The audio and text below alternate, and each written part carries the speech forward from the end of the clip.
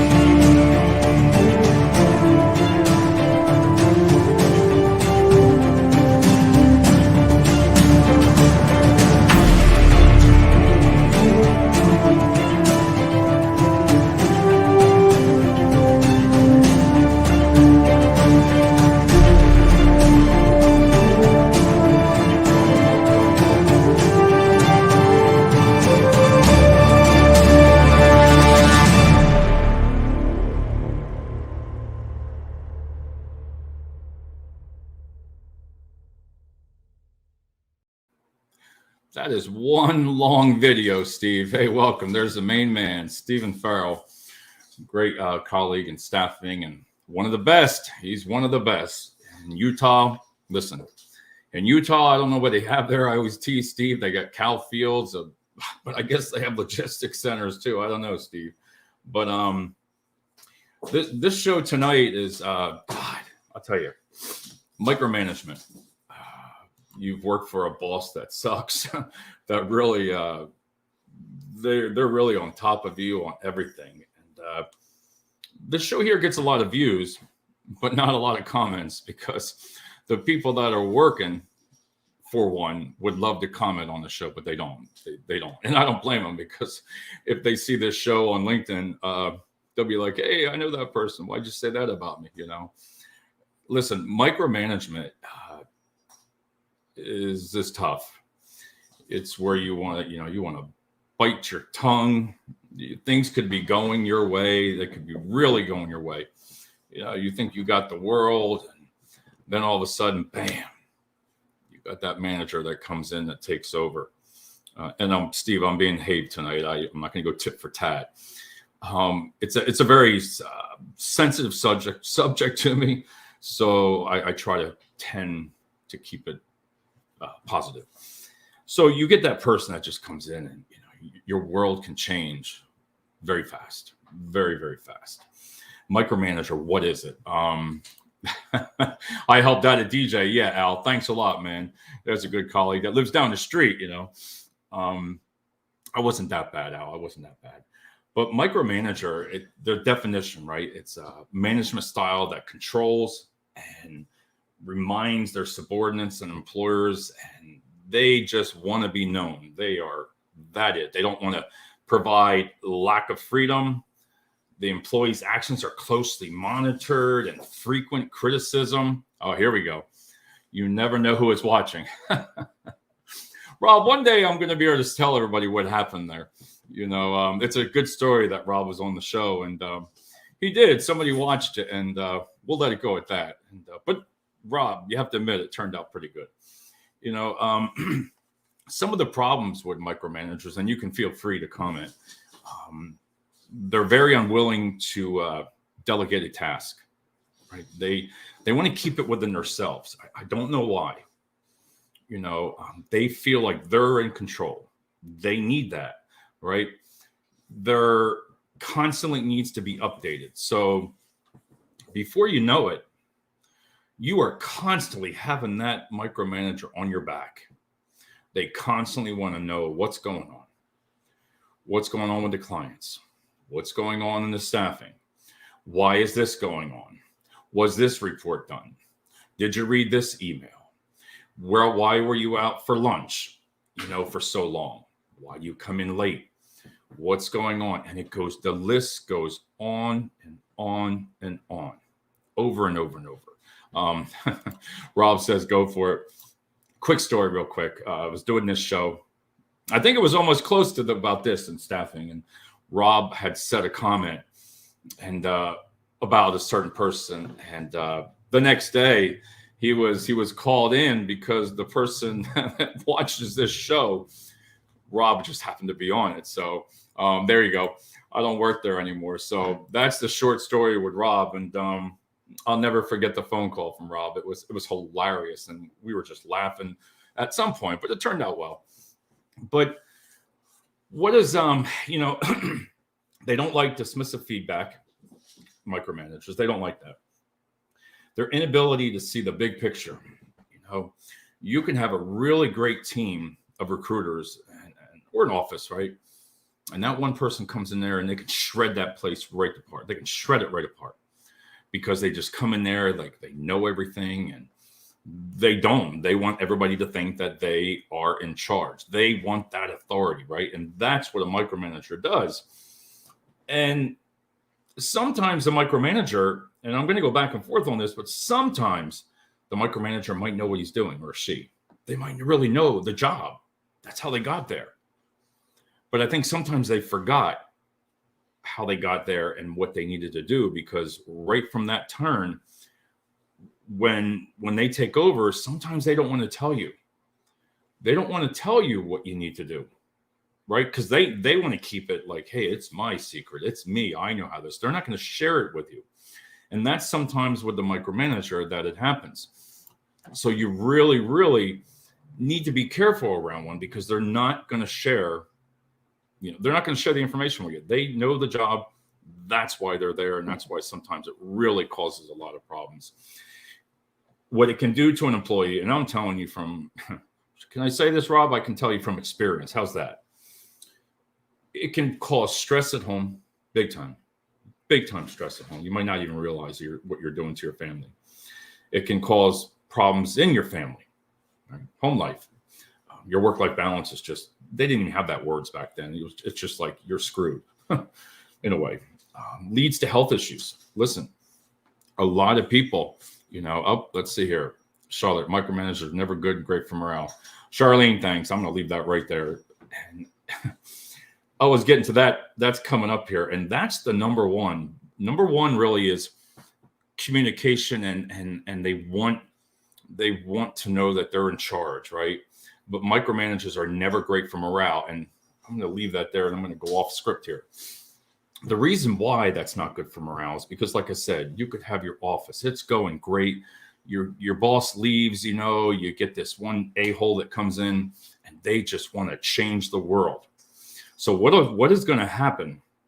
They have their mindset. They're going to come into that office. They're going to watch everything that goes on for a week or two. They're going to just say, okay. Then it happens. Then it starts.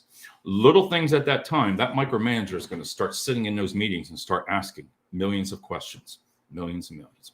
He's going to look at the team and he's going to be like, well, I don't like that person already. Maybe because of the attitude, maybe body language, everything like that.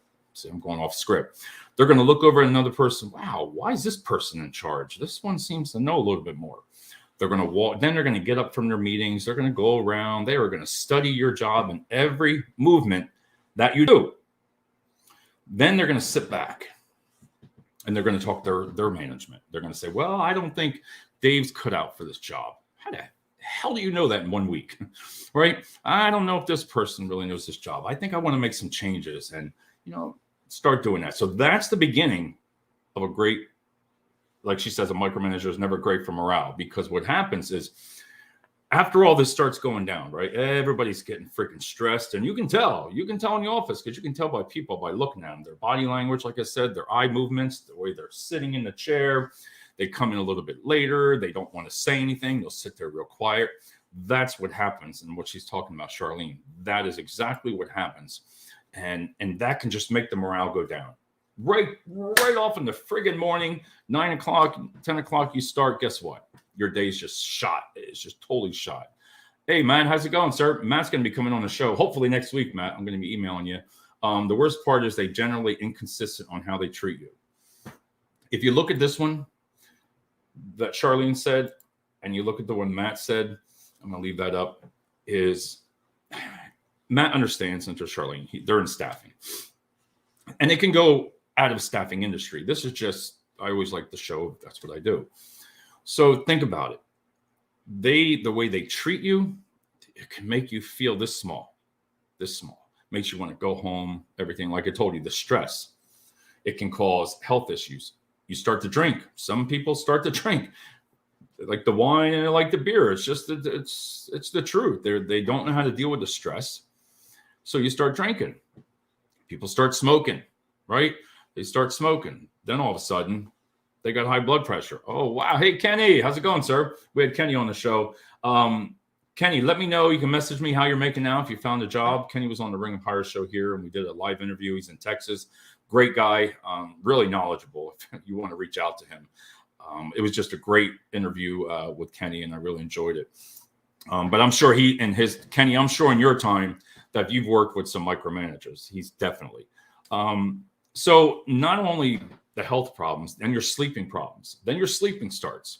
Now, these are all things that are going to happen to you just because one person started in the office. One person can all of a sudden change the dynamic. 5 people can change 5 people. Hey, make sure you connect everybody with Kenny here. He's great. And Matt, Austin Staffing over there. And like I said, Matt's going to come on next week. They really know what they're talking about. But that one person changes your whole entire life. Now, it not only changes you, but again, it changes your family. It changes the manager up above because you got this one person that thinks he freaking knows everything. That you can tell I'm a little bit bitter sometimes. You don't know it before when it hits you. You don't know. But what I will say, Charlene, I usually think micromanagers try to control the workplace because maybe there is something else in their lives. Wow. I couldn't even write that one any better. And I didn't even think about that right there. I usually think micromanagers try to control the workplace because maybe Charlene, I was reading a lot up on that, and a lot of micromanagers are OCD. A lot of them. A lot of managers cannot, they're the type of people that when they leave their house in the morning, did I close the drawer? Did I turn the coffee pot off? Did I turn the light back on? They'll go back in. Am I going to be late for work? Millions of things starts going through their head. And that OCD is the number one that micromanagers have. So if you are a micromanager, think about it. You might have OCD. If you're taking medication for it, you got it. But no, what she's saying is there might be something going on at their home. And they're going to, I think what you're saying, Charlene, is like they want to direct that anger and they need to get it out. They need to get that problems that they have out to the employee and make them feel horrible. And that's it. Awesome, Kenny. It's getting close. Yep. Hopefully you're going to get it. You're going to get it. But I like what she said there. Their lives have no control over. Think about that. Read that again. Something else in their lives they have no control over. I like that. So again, problems at home that can cause a micromanager towards you. When you look at some of this, all right, Charlene Brown, I can believe that. See, that is the OCD. I was doing, look at this. I do a lot of, this is like 25 pages that I read up on this subject a lot. And I wanted to see what causes a micromanager. And I'll tell you what, there's a lot of things like, for example, the personality of a micromanager. This is what finding it fun in a meeting to correct others. I've been there. I've seen it. A person will sit there in a meeting and they kind of go after that person, make it kind of funny. Everybody sits back and laugh a little bit. But then that person's sitting there saying, why is he or she saying that? Why? What happened right there? That's one of the signs of a personality type. They're demotivating the team, right? You look at the team, they were looking at the most petty little things. It could be from, get this, it could be from like, wow, I saw you purchase something on your lunch break to save money, right? At the office. Why did you do that? Why don't you just order this or do this? And you'll sit there and you might have said, well, it saves money on your P&L, right? The freaking things, just that small, will set a micromanager off. That little thing. that will start causing me problems, and that's when it begins. Yes, exactly. If they had a bad day, they make sure others have a bad day. Oh God, that's so true. I love the way you put that, Charlene. She's right on the money there. When they have a good day, and that's true, because if they're happy, they could have something going on great at home all of a sudden, correct that problem, and then they're in a happy mood. It's Friday, they're all like, woo, but that's some of the stuff. And like I said, insecurities about their own capabilities of being a leader. All right, so they're insecure about being a leader. So like they just recently been promoted. That's sometimes right there is a problem when they do that, because all of a sudden now, not all people that are promoted to, not everybody, let me say it like this, not everybody that knows the job to 100% and they promote them to a supervisor doesn't mean they're going to be a great supervisor. That doesn't mean they're made out for that. Just because they know everything, sometimes you'll see a lot of people get promoted because they might know a little bit more than yourself. You might be a little bit skill set, a little bit differently, right?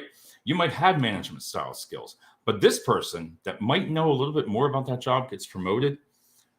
That's the kind you got to watch out for. David Downward, micromanagement. Hey, James, I know you have a good show on this, James. I was watching what you're doing last night with audio. I'm going to message you about that. I want to learn a little bit more about that. I was watching your show. James, connect with him. He's great. He has a great show. And let me tell you, hey, Kenny, you need to connect with James. I worked for an MM that wouldn't teach anyone how to process things.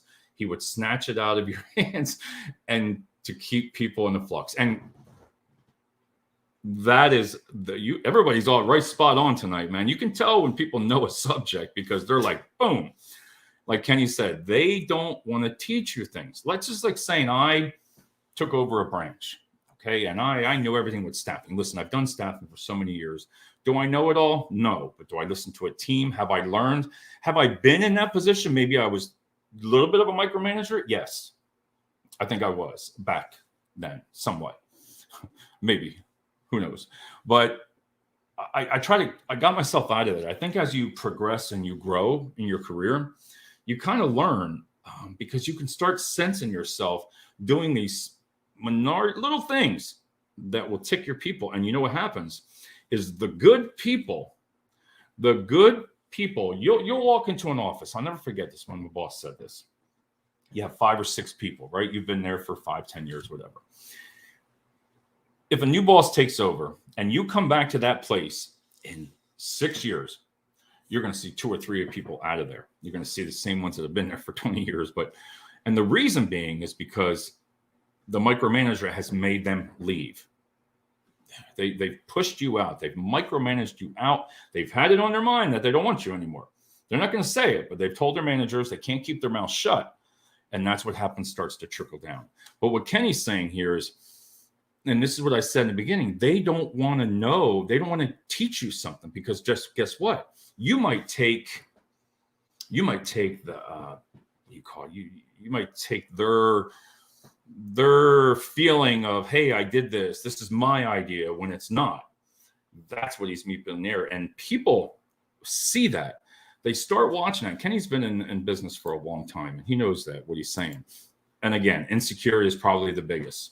And that's what Charlene said, is that you're insecure about something that can cause you problems. But what a micromanager does, it's a little bit at a time, it eats at somebody. And you know what? They leave. You have a great recruiter or office person. They leave. Why do they leave? Because of one a-hole. One, right? Now, HR and everything, you think they all know it, right? Not like HR still scares the living hell out of me. I don't care if I'm 55 years old. You get called into HR. It's not for saying, Dave, you did a great job. They're just in there because they're like, that micromanager might have been saying something about you. So that's the beginning. So you'll start talking with HR, but HR is getting better and better. They have to be on both sides. They can't just go off of that manager if they don't know. Like if you've been with a company for 10 years and that person's only been with you for 1, they start developing a pattern. Let's see what here Kenny says. Insecure. Yep. And I got that one already.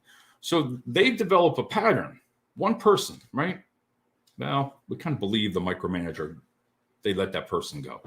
person just quit, couldn't take it anymore. They got out, their family, everything. They were stressed. Good person, found another job, out the door.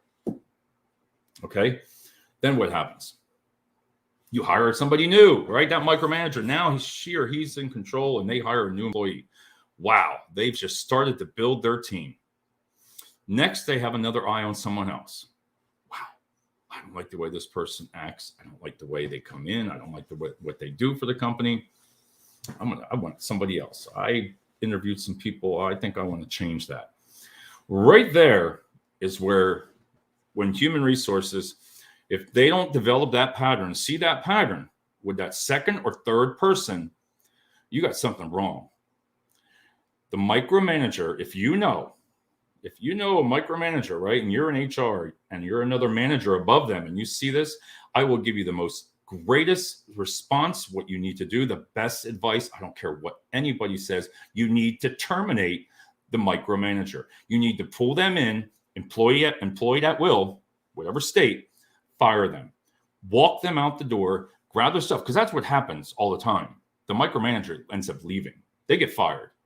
They do. But that is my best advice if you're in human resources. If I ever went through this again, ever in my life, I would fire the hell out of them. I would get them out of that door. If I'm a team and I walk in and I see somebody treating people disrespectful, and you can tell when they're after somebody, you can tell when they're going after that person, you're going to sit back and say, what the living hell are they doing? Why are they going after that person? Now, here, oh my God, my last marriage was the worst. I left the department and I loved the job. Kelly, that right there is the same stuff that I've talked about over and over. They loved your job. And Kelly, I'm going to just tell you like that.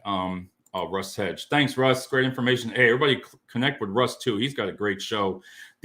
Everybody on here, you really need to try to connect with. Everybody here I know, and they're really great people and colleagues. They will help anybody out. But back to when that person gets terminated, you're going to see your whole office. You're going to see your whole work environment freaking like just jumping up for joy. You're going to might as well take a TikTok video of it now. Hail, hail, the king is gone, whatever. I don't remember where that was from, but that person has been terminated. Let them feel every single thing that you can do. Don't listen to their excuses. You've already lost 2 or 3 employees. Don't listen to their excuses. You know the answer. Terminate them. Let them go somewhere else, because sometimes a micromanager will sit there and, hey, Russ, there you go. They know each other. Sometimes the micromanager leaves, or they're coming in from another place and they're going to tell you, oh, listen, I've had people work for me and I fired them. They love that word, fire, or terminated them. And I've seen them 2 years later and they're happy now. They're great. It's because I did that and I seen something else in them that they couldn't do. Right there is another sign of a micromanager. You can't treat people like that. It's your fault. If you're watching this and you're a manager above the micromanager, that's your fault. If you see your employees start leaving, starting calling off, sick, family, that is the sign of a micromanager. And if you don't do something, that can cost you so much. It can cost you so much when you lose 2 or 3 employees. And then you're going to bring other people in that when that other micromanager gets fired, they're going to leave right along with them, because now they're not their number one. All right. These are the kind of things that I take very at heart, because I just don't like people I don't like seeing them getting taken abuse, if that's what you want to call it. Believe it or not, micromanagement, and this I could not believe, micromanagement is not a form of harassment. I've researched, I've looked at every single thing, unless somebody tells me there's something in writing. I cannot find anything, but they say that it's not harassment. And I don't understand that. How can that not be harassment when you're being micromanaged by a person that just wants you gone? It's not a form. It's not a form of harassment. And I really don't understand that part.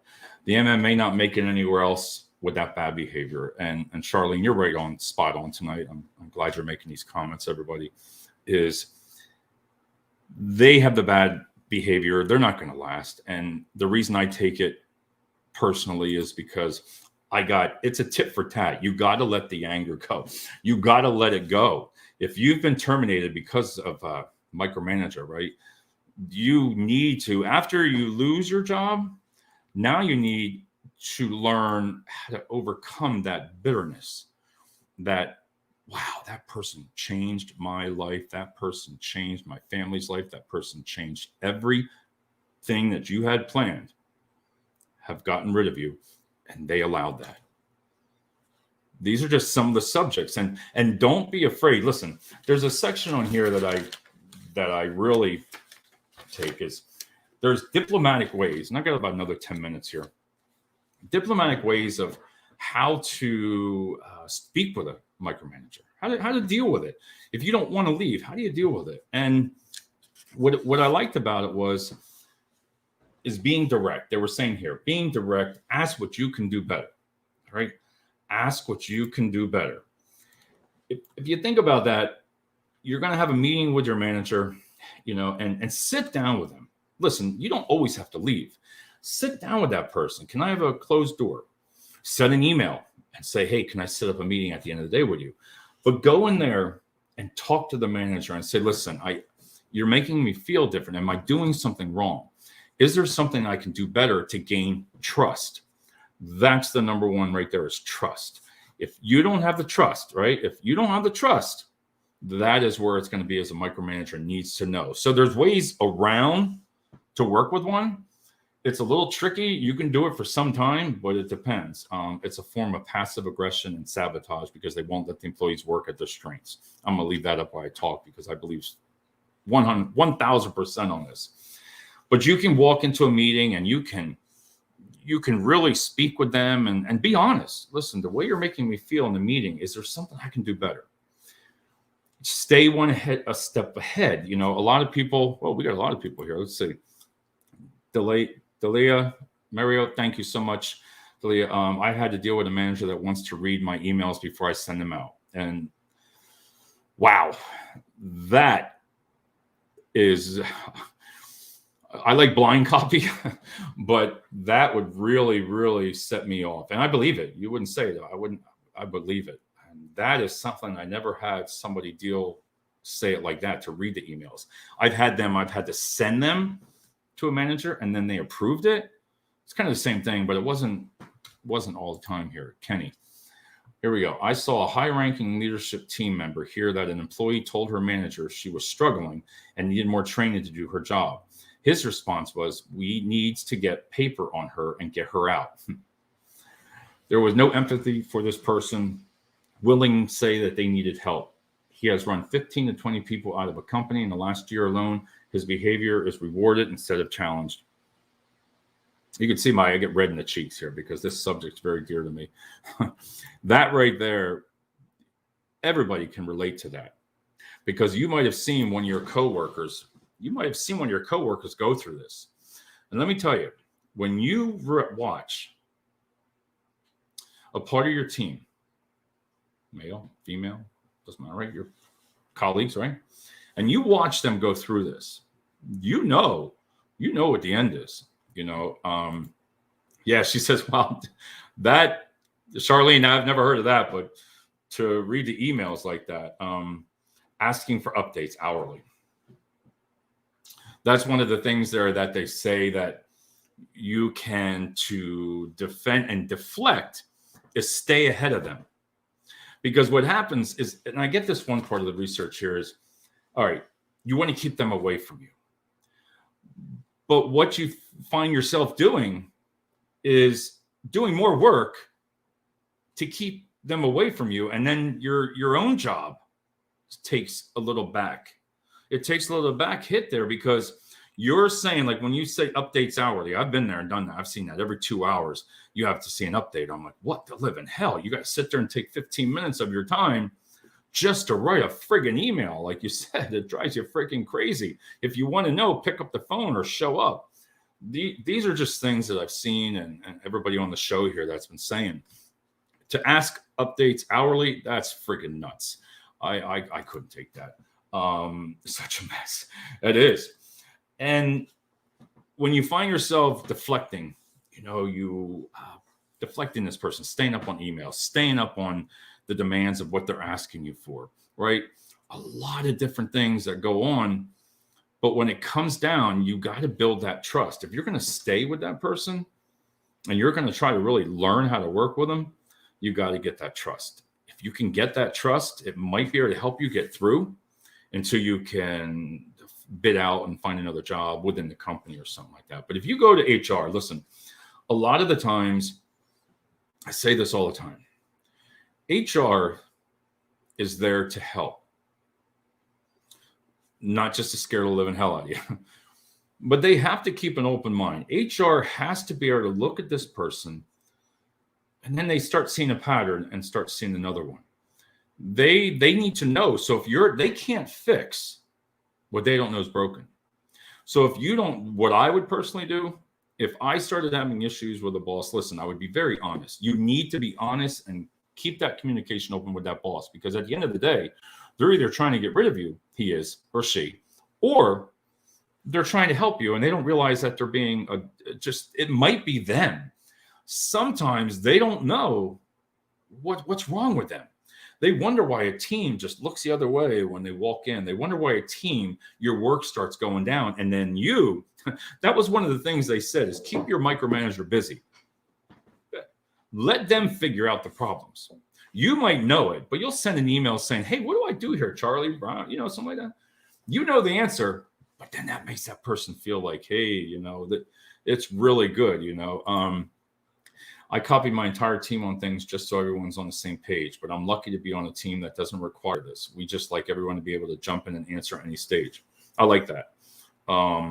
It's keeping your team involved.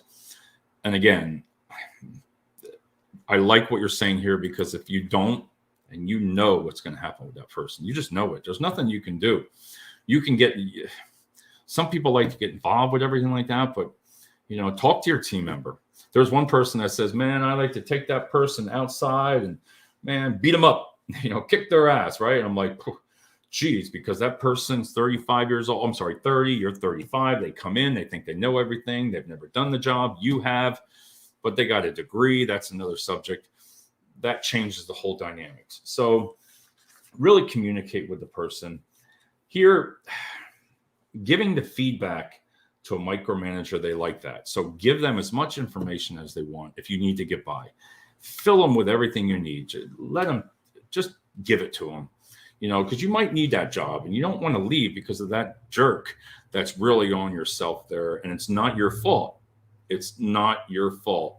Now, sometimes you might fuel the fire, and that's where you don't want to start doing that. You don't want to go down that path. You can start coming in late, right? Do it on purpose, because what it does to a micromanager. It really pisses them off. You can your work might start to diminish a little bit. You might not have filled that last orders. A lot of the candidates, a lot of the employees will start backing off on their work. They're going to take that step back. They're going to be like, why the hell do I need to impress this person? They're going to know right what their limits are to do. That's all. You're going to do just what you have to do, and then hope that person leaves. That's all you got to do. Is if you don't confront it, if you don't go to HR, if you don't go to your manager, you want to live with it, that's up to you. That is totally up to you. COVID saved me from a micromanager. Angelica, I love that. COVID saved me. Hey, if that was your way out, usually, because you can negotiate. Listen, some of the times, I'm going to finish up here in about 5 minutes. Some of the times you can negotiate to get out. If you know you're getting out, listen, why not be as honest as you can? Go after your severance, go after something. If they want you gone, if they call you and they put you on a PIP, if that micromanager puts you on a PIP, right? Listen, PIPs are great. Great. I've been on 2 of them in my career, but they're developed to help you. They really are. If you're really put on a PIP that's really well organized and they give you things to do, and if you do them, that's your way out. And I thank the bosses that I had, because they put me on it, because they probably knew that person was an a-hole, right? I hate to say it like that, but I'm sorry, there's no other ways. But they knew what was coming. So if you take care of your team, you're going to deflect. You're going to deflect that. But then there are the micromanagers that will put you on a PIP that you're not going to succeed. You will not succeed. No matter what you do, it's just like, hey, if COVID saved you, COVID saved you. you're doing a Hail Mary, So on all that, I could go on and on and on this show here. If you really do the research on it, it comes down to trust. That's what their problem is. They have a problem at home. Like Charlene said a lot. Thank you, Charlene. The stuff you said tonight was just dead on.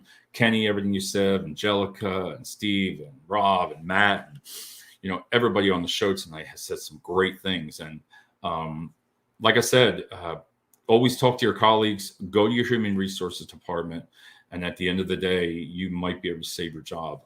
It's a subject to me that's very dear. And sometimes it comes along with growth experience through the years. I think Kenny's going to agree 1000% with me. As you develop, you learn from your mistakes. Maybe you were a micromanager. Maybe you realized. I told you I believe I was in the beginning of my career because I have OCD, right? What's wrong with that? You learned, and you would see how your team would react the way you talked to them. You would see how your team would react when you said something positive, right? And then you've seen the negative things, how it just turns that whole office. Kenny, thanks so much. I've seen it used as an axe instead of performance enhancer, just like you said. And Kenny, these red cheeks aren't nothing from here, but this show is micromanagement. There's no need for it anymore. Not the way everything is in the work department anymore. You need to stick up for yourself, but you need to do it professionally. You don't want to ruin your career. I'm going to end it at this. You don't want to ruin your career about cursing the person out. Listen, if you leave, you got to learn, let it go. It was just meant to be. If you're doing better now, it's better. Things might not have happened because if that person didn't force you out, you're just going to have to learn on an individual basis. And he's right, how they act. I like that word, they act. They know at the end of the day. So on that part, everybody, it was a great show. I want to thank everybody for being on it, and be back tomorrow. So have a great night.